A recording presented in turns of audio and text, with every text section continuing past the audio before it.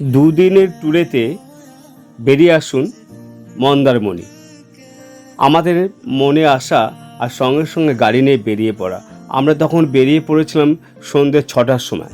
সন্ধ্যে 6টার সময় আমরা প্রাইভেট কার নিয়ে বেরিয়ে পড়েছিলাম মন্দারমণির দিকে। তখন রাস্তাতে একটা ধাবা পেয়েছিলাম। ধাবাটা খুব একটা ভালো নয়, তবুও খিদে পেয়েছিল। ওই ধাবাতে বসে আমরা সবাই মিলে খাওয়া দাওয়া করলাম। আমার মেয়ে খেলো, তারপরে আমিও খেলাম। খাওয়া দাওয়া করে আবার আমরা গাড়ি নিয়ে রওনা দিলাম। রাত হয়ে গেছে তখন, চারিদিক অন্ধকার, বৃষ্টি পড়ছে। খুব বিভৎস অবস্থার মধ্যে আমরা গিয়ে পৌঁছালাম হোটেলে। এই হচ্ছে আমার মা। আমার যেহেতু শরীর অসুস্থ ছিল, আমি 10 দিন বেরোতে পারিনি। তারপরে আমি একটা জায়গায় বেরোলাম। 10 দিন পরে আমি আলো দেখলাম, আর তাও আলো নিভে যাচ্ছে। কি বলবো, খুব খুব মানে কি বলবো, অ্যাডভেঞ্চার করে করে আমি এসছি এখানে। আমি গাড়িতে ওঠার পরে গাড়ি খারাপ হয়ে যায়, গাড়ির উইন্ডশিল্ড খারাপ হয়ে যায়, রাস্তায় গাড়ি খারাপ হয়ে যায়, আবার লাইট এসে গেছে। আর এখানে আসার পরে দুবার লোডশেডিং হয়ে গেল। এত কষ্ট করে আমরা এসছি এখানে। ফাইনালি আমরা এখন বাজে হচ্ছে 12:44। ফাইনালি আমরা চলে এসেছি। এখন আমরা রেস্ট করছি। আমরা খুব এক্সস্টেড। আর আমি আমাকে দেখেই তো বোঝা যাচ্ছে আমার কি অবস্থা। তাও আমি খুব এনজয় করব ভাবছি আর কি। আমাদের খুব ভালো লাগছে, আমাদের খুবই ভালো লাগছে। কি আমার খুবই ভালো লাগছে। আমি যে 10 দিন ঘরের ভেতরে ছিলাম, আমি বেরোতে বেরোচ্ছি, আমার খুবই আনন্দ। কালকে দেখাবো আমাদের হোটেল থেকে ভিউটা। আমরা 4-5টা হোটেল ঘুরে ঘুরে ফাইনালি এই হোটেলটা পেয়েছি। আমি কালকে ভিউটা দেখাবো। Good night. Good night. সকালে উঠে আমরা বেরিয়ে পড়লাম। ওই যে আসছে আমার সহধর্মিণী, ও ছাতা মাথায় নিয়ে এসে বসলো। আমি একটা সুন্দর করে একটা ফটো তুললাম। ফটো তোলার পরে তারপরে এইভাবে সকালটাকে মজা করছি। মেয়ে তখন রেস্ট নিচ্ছিলো ঘরের মধ্যে। আমরা একা একাই হেঁটে হেঁটে চলে আসলাম সি বিচে। চলে যাচ্ছি, ও আগে আগে যাচ্ছে, আমি পিছনে পিছনে যাচ্ছি সি বিচটা দেখার জন্য। ভীষণ অপরূপ সুন্দর এই মন্দারমণির সি বিচটা। এখানে এসে আপনার ভালো লাগবে। চারিদিকে ছোট ছোট লাল কাঁকড়া। এই কাঁকড়াগুলোর ধারে যেই যাবেন অমনি দৌড়ে পালাবে। যেই আপনি কাঁকড়ার ধারে যাবেন অমনি দৌড়ে পালাবে। আবার নদীর জল এসে সেটাকে মিলিয়ে দেবে আবার গর্তগুলোর মধ্যে। তার মধ্যে আমরা, মেয়ে ততক্ষণ এসে গেছিলো। এবার মেয়ে, আমি, 3জনে মিলে আমরা ঘুরছি মন্দারমণি। আবার সেই কাঁকড়াটাকে আমি পিছু ছাড়ছি না, ওকে ধরবো এরকম একটা প্ল্যান ছিল, কিন্তু ধরতে পারলাম না। ওরা দৌড়ে দৌড়ে গর্তের মধ্যে ঢুকে পড়ছে, আবার সমুদ্রের জল এসে গর্তগুলো বুঝিয়ে দিচ্ছে। একটা দারুণ মজা লাগছিল মন্দারমণিতে। এইভাবে জল ঘাটছিলাম আমরা সমুদ্রের দিকে। তখন তো সকাল, আমরা জলে বেশি নামিনি, পরে বেলাতে আমরা জলে নামবো। এখন মর্নিং টি খেয়ে একটু বাইরে বেরিয়েছিলাম আমরা। এইরকম সুন্দর প্রকৃতির দৃশ্য দেখতে দেখতে সমুদ্রের জলের যে আওয়াজ, সে আওয়াজটাই একটা মজা, মানে কান ঝালাপালা করে দেবে এরকম একটা মজা। তারপরে জলের যে ছাওয়া, মানুষের ছাওয়াটা জলে পড়ছে, সেটাও আপনি দেখতে পাবেন।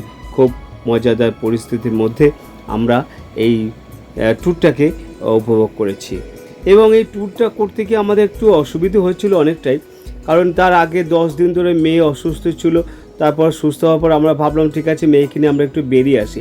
তো যেমন ভাবা সেই রকম আমরা চলে আসলাম মন্দারমণিতে। ওর মা আরও দুজনে মিলে সমুদ্রের ধার দিয়ে হেঁটে হেঁটে যাচ্ছে এবং খুব মজা লেগেছে আমার এই ট্যুরটা। মেয়েও খুব আনন্দ পেয়েছে এই ট্যুরে। আপনারাও অল্প সময়ের জন্য হলেও চলে আসুন মন্দারমণিতে, দেখবেন খুব ভালো লাগবে। এখন আমরা দেখুন ওখানে মানে আমি এবং আমার ওয়াইফ দুজনে মিলে আমরা জলের মধ্যে নেমেছিলাম। সুইমিং পুল ছিল ওখানে একটা, ওইটাকে উপভোগ করলাম। দেখতেও ভালো লাগছে খুব। আমার তো ভীষণ মজা লেগেছিল, কারণ আমি জীবনে এইরকম ভাব আনন্দ করিনি কোনোদিন, কাজের চাপে হয়ে ওঠেনি। কিন্তু আজকে এই সময়টা আমি ফ্রি আছি, যার জন্য আমি আনন্দগুলো করে নিতে পেরেছি।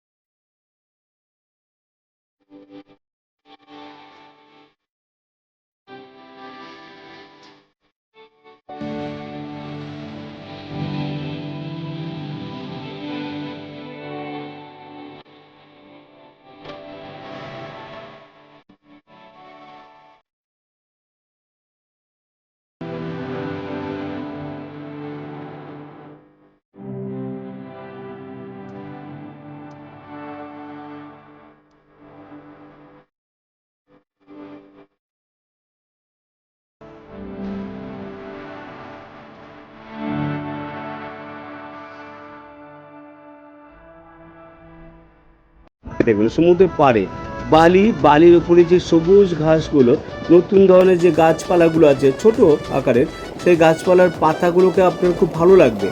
এবং এই বালির মধ্যে এই গাছপালাগুলো হয় এবং দেখতে খুব সুন্দর লাগে। ফোনে মশা টাইপের গাছগুলো, কাঁটাযুক্ত গাছ আছে, অনেক টাইপের গাছ এখানে এই বালির মধ্যে হয়।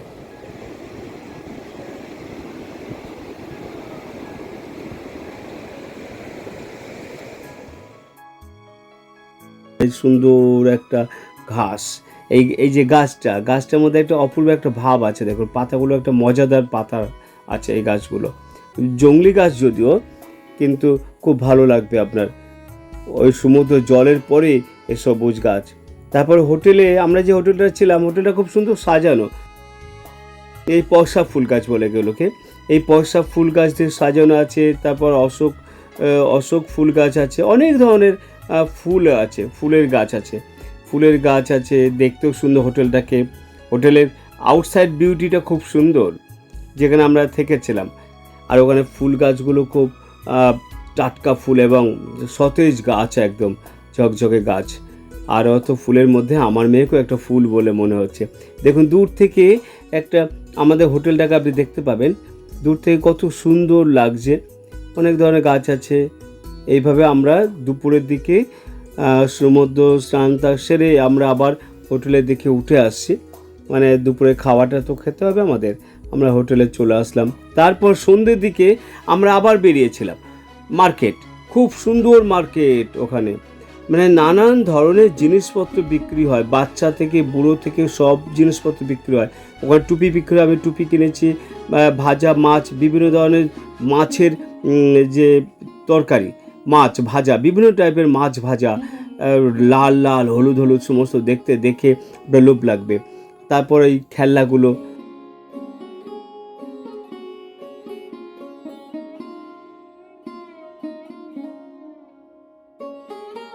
আছে, ওখানে ডাব বিক্রি হয়, কফি, চা সবই পাবেন ওই মার্কেটটার মধ্যে। বিশ্ব বাংলা একটা লোগো আছে, ওই বিশ্ব বাংলার লোগোটার তলাতে একটা জল আছে, ওই জলেতে প্রচুর মাছ আছে, বড় বড় মাছ আছে। ওই মাছগুলোকে দেখতে খুব সুন্দর লাগে। মাছগুলো যখন খেলা করে তখন আপনার দেখতে ভালো লাগবে। বিশ্ব বাংলা লোগো এটা। আর এই তলাতে জল, এটা অ্যাকচুয়ালি ফোয়ারাটা সেই সময় বন্ধ ছিল, তো ওর মধ্যে মাছ আছে। এই দেখুন মাছটা দেখা যাচ্ছে, লাল মাছ, বিভিন্ন টাইপের মাছ আছে, কালারফুল মাছ এখানে খেলা করে। মাছগুলো দেখতে, তার উপরে একটা লোগো আছে বিশ্ব বাংলা। তারপরে আপনি দেখতে পাবেন মাছ তো অপূর্ব লাগছে। তারপরে দেখুন ওই দিকটাতে একটু এগিয়ে যান, সমুদ্রের ধারের দিকটাতে। সমুদ্র ওখানটা সব সন্ধ্যাবেলা বসে থাকে, আর অনেকে এতটা নিচে বসে থাকে যে জল এসে তার গায়ে পড়ে যায়। টাওয়ার আছে, ওয়াচ টাওয়ার দিয়ে দেখে জলের ব্যাপারটা কি। তারপর সমুদ্রের দিকে একটু এগিয়ে গিয়ে কিছু হোটেল আছে যেখানে আপনি খাওয়া দাওয়া করতে পারবেন। আর সন্ধ্যের যে সিন, সূর্য ডুবে যাচ্ছে, সূর্য ডুবে যাওয়ার যে সিন সমুদ্রের, সেটা তো অপূর্ব বলে প্রকাশ করা যাবে না। এত সুন্দর সানসেট আপনি দেখতে পাবেন। আস্তে আস্তে অন্ধকার হয়ে আসছে, অন্ধকার হওয়ার সঙ্গে সঙ্গে আউটসাইডে লাইটগুলো জ্বলছে, কৃত্রিম লাইটগুলো হোটেলের, দেখুন দেখা যাচ্ছে। খুব সুন্দর পরিবেশ ওখানে। তো রাত 9টা পর্যন্ত আমরা বসেছিলাম, আসতে ইচ্ছা করছে না, আস্তে আস্তে পুরো অন্ধকার। এই দেখুন এখন পুরো অন্ধকার, এখন রাত 9টা 9:30 হবে, অন্ধকার হয়ে গেছে পুরো, সমুদ্র আর দেখাই যাচ্ছে না। এরপরে আমরা ওখান থেকে উঠে, আমাদের যেহেতু পরের দিন সকালে ভোরবেলাতে আমাদের আবার কলকাতা ফিরতে হবে, তো ফেরার পথে আমরা এখানে একটা শীতলা মন্দির আছে, বিশাল বড় শীতলা মন্দির। মন্দিরটাকে দেখতেও সুন্দর, কারুকার্য করা মন্দির। এবং ওখানে জাগ্রত ঠাকুর শীতলা ঠাকুর, এবং সকলে মিলে এখানে পুজো করতে আসে, যা মনোবাঞ্ছনা যার যা থাকে প্রার্থনা করেন। অনেক মহিলারও আছেন এখানে পুজো অর্চনা করছেন। তো এই যে মন্দিরটা আপনার দেখতে ভালো লাগবে, কালারফুল মন্দির এবং কারুকার্য ভরা মন্দিরগুলো। আর ঠিক ওই পিলারগুলোর উপরে অনেক মূর্তি আছে, মূর্তির উপরে আবার পায়রা বসে আছে। আপনি যেটা দেখে খুব ভালো লাগবে, আপনার পায়রাগুলোকে দেখলে একটা জ্বলন্ত একটা সিন বলে আপনার মনে হবে। এই যে মন্দিরে এখানে মা শীতলার পূজা হচ্ছে। তারপরে মন্দিরের ধারে এইগুলো সমস্ত মূর্তি রাখা আছে। এদিকে একটা মূর্তি আছে, নৌকোয় করে ঠাকুর যাচ্ছে, তার সিন এইরকম ভাব। পুরো মন্দিরটাকে দারুণভাবে ঘুরলাম, পুরো মানে মন্দিরের কারুকার্যগুলোকে দেখে আস্তে আস্তে আমরা আমাদের গাড়ির দিকে এগিয়ে আসলাম। তারপর আবার গাড়ির দিক দিয়ে আবার একবার তাকালাম মন্দিরের দিকে। এত মনোরম দৃশ্য দেখে আসতে তো ইচ্ছা করছেই না, তবু আমাদের ফিরতেই হবে, কারণ পরের দিন ভোরবেলা আমাদের বের হতে হবে কলকাতার উদ্দেশ্যে। সেই কারণে আমরা ওইখান থেকে